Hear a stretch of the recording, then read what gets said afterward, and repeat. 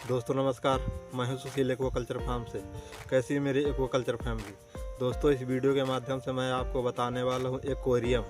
Aquarium जो आपने देखा होगा बड़ी बड़ी दुकानों और मॉलों में रखा होता है शीशे का, तो उसी एक्वेरियम के बारे में बताने वाला हूँ कि आप कैसा एक्वेरियम लाएंगे और कौन कौन सी उसमें फिश रखेंगे और क्या क्या मैनेजमेंट आप उसमें करेंगे तो आपकी मछली उसमें मरेगी नहीं और एक अच्छा एक्वेरियम रखेंगे। सब कुछ बताऊंगा इस वीडियो के माध्यम से।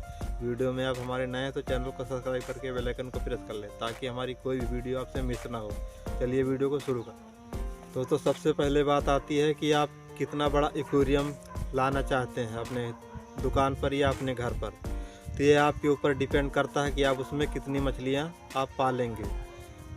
इसलिए मैं आपको रिकमेंड करूँगा कि आप 60 गुणे 30 गुणे 60 का एक्वेरियम लाएँ, जिसकी शीशे की मोटाई जो है कि 26 मिलीमीटर होनी चाहिए।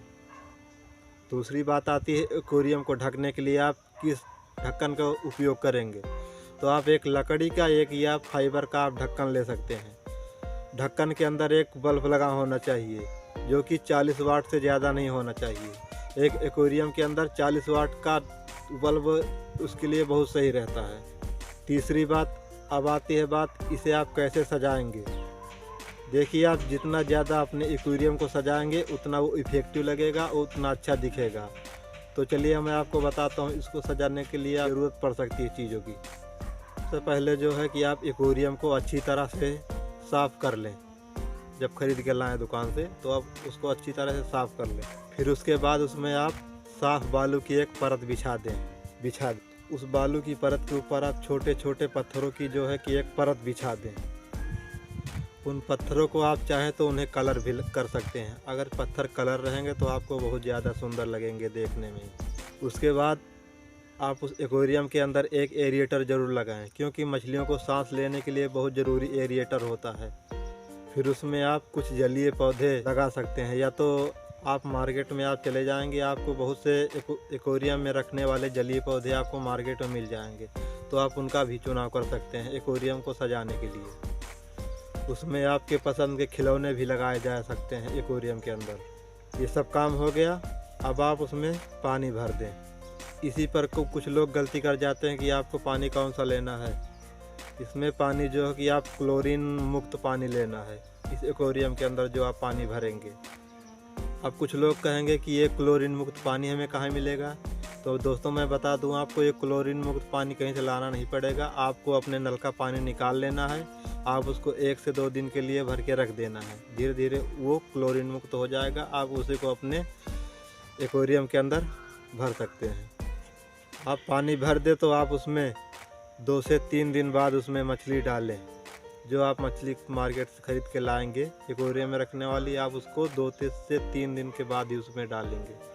चलिए मैं आपको बताता हूँ कि एक्वेरियम के अंदर कौन कौन सी मछलियाँ आप रख सकते हैं। मछलियों की कई प्रजातियाँ होती हैं। पहली हो गई आपकी ब्लैक मोली, हो गई प्लेटी, तीसरी हो गई आपकी गप्पी, हो गई आपकी सोई टेल, पांचवी हो गई आपकी गोरामी, छठी हो गई आपकी फाइटर। सारी मछलियाँ की जिनका नाम बताऊँगा तो मैं वीडियो बहुत लंबा हो जाएगा। चलिए मैं आपको जल्दी जल्दी बता देता हूँ इन मछलियों के नाम।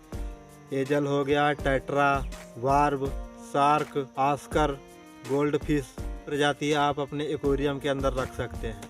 इन सारी मछलियों के अतिरिक्त भी कई सारी मछलियाँ आ सकती हैं कि आप इनको अपने एक्वेरियम के अंदर रख सकते हैं आसानी से। अब बात आती है इन मछलियों को आप खिलाएंगे क्या एक्वेरियम के अंदर, नहीं तो मछलियाँ अपने आप मर जाएंगी उसमें। इनकी भोजन की बात करूँ तो आप इनको जो है कि फ्लोटिंग फीड ही खिलाएं। जो एक्वेरियम का होता है उसका छोटा छोटा फीड होता है। इन मछलियों का भोजन जो आपको है अमेजोन पे मिल जाएगा। छोटी छोटी शीशियों में रखा होता है एक्वेरियम का जो भोजन होता है मछलियों का। अमेजोन पे आप सर्च करेंगे तो इनका भोजन आपको आसानी से उपलब्ध हो जाएगा। आप इन्हें कितना भोजन देंगे ये भी आपको पता होना चाहिए।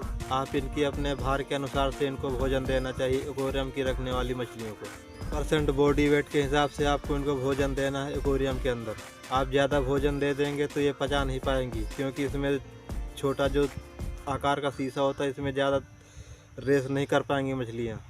आप एक्वेरियम के अंदर जो भोजन डालें, आप देखें कि अगर आपकी मछली तुरंत उसे ख़त्म कर देती है 2 से 3 मिनट में, तो आप उसे भोजन दे सकते हैं। आप इन्हें सप्ताह में 1 या 2 बार प्लॉक भी खिला सकते हैं, क्योंकि प्लॉक खिलाने से इनके जो है शारीरिक की चमक बनी रहती है।